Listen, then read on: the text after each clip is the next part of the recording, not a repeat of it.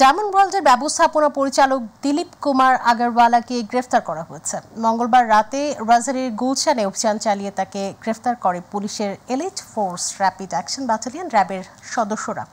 এদিকে রাজধানী সহ বিভিন্ন জেলায় নামমাত্র শোরুম দিয়ে ডায়মন্ডের বদলে উন্নত মানের কাচের টুকরো বিক্রি এবং স্বর্ণ ও হীরা চোরাচালানের অভিযোগে ডায়মন্ড ওয়ার্ল্ডের ব্যবস্থাপনা পরিচালক দিলীপ কুমার আগরওয়ালা এবং এর স্বার্থ সংশ্লিষ্ট ব্যক্তিদের বিরুদ্ধে অনুসন্ধান শুরু করেছে সিআইডির ফিনান্সিয়াল ক্রাইম ইউনিট।